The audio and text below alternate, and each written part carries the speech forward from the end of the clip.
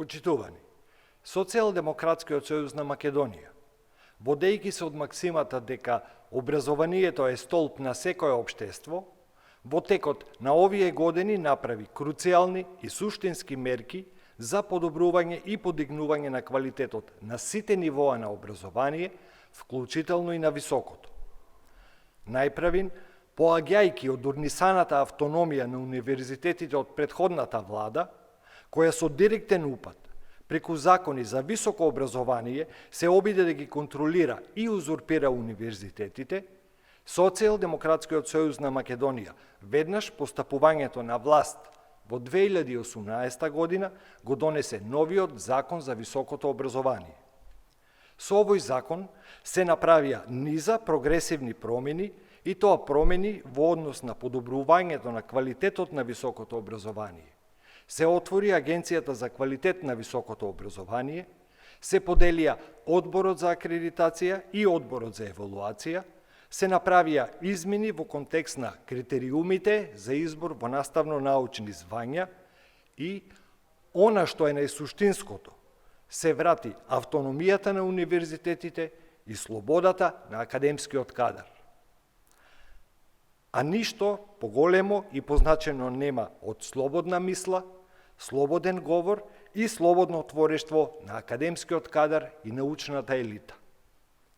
Почитувани, владата на Социјалдемократскиот сојуз на Македонија ги стави студентите на пиедестал на значајни општествени чинители, академски граѓани и творци на општествениот прогрес и промени и им додели низа погодности во однос на нивниот студентски живот и студентски стандард.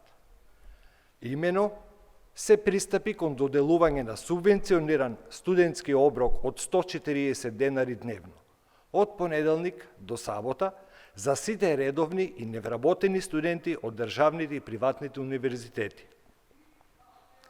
Правото на субвенциониран оброк го остваруваат над 29.000 студенти.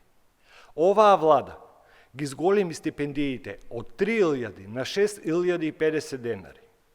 Само за оваа академска година се распиша конкурс за повеќе од 3.300 студенти, од нив за стипендии на 1.740 редовни студенти од социјално ранливите категории.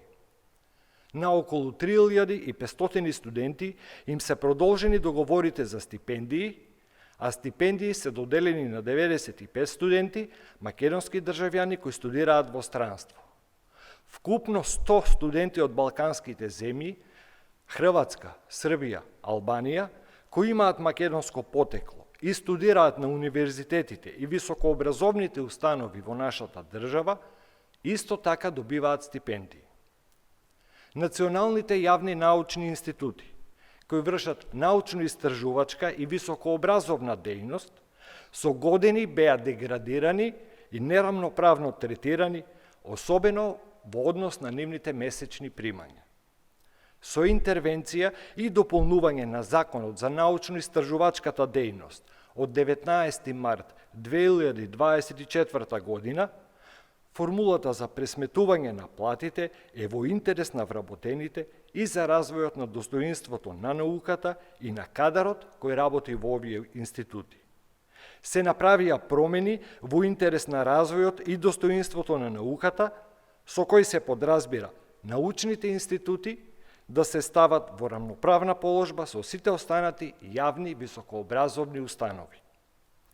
За подсетување, платите на вработените во овие институти во септември 2019 година се зголемија за 5%, а веќе во октомври истата година за 25%. Во 2023 година имаше уште едно зголемување од 10%. Со интервенција во Законот за дополнување на Законот за научно-истражувачката дејност, зголемувањето на научните и соработничките звања е помеѓу 40 и 66%. По деценијски застој, конечно се подмлади кадарот со асистенти и докторанди во националните институти. Ова подмладување е забележително и на државните универзитети. Конечно, на сите државни универзитети, оваа влада, предводена од Социјалдемократскиот сојуз на Македонија, им го врати достоинството како на водечки високообразовни институции со водечки наставно-научен кадар, зголемувајќи ги платите на наставниот и ненаставниот кадар. Со тоа, по децении тапкање во место и празни флоскули, и последни во регионот по материјални примања, конечно, професорите ќе можат достојно да живеат и, како што доликува на земја што се грижи за квалитетот на високото образование, професорите достоинствено ќе можат да пишуваат, да творат и научно да се издигнуваат. Со потпишаниот колективен договор со УКИМ во 2022 година и со Законот за дополнување на Законот за високото образование од 11. март 2024 година, формулата за пресметување на платите е во интерес на вработените. Основната плата за полно работно време се утврдува на начин што износот на минималната плата во Република Северна Македонија, утврдена согласно со закон, се множи со коефициентот по назив, звање на работното место. Во академската 2016-2017 година, за илустрација, бруто платата на редовен професор беше 51.310 денари.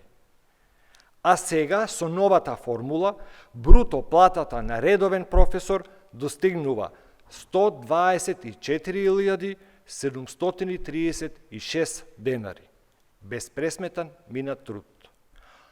Ова е факт, не е лага. Се залагавме и ќе се залагаме за вреднување на трудот. Зголемувањето на платите важи за сите 4716 вработени во јавните високообразовни установи. Секако дека тука не застануваме. Социјалдемократите прават и вложуваат за подобро утре на секој студент и на секој член на академската и научната заедница.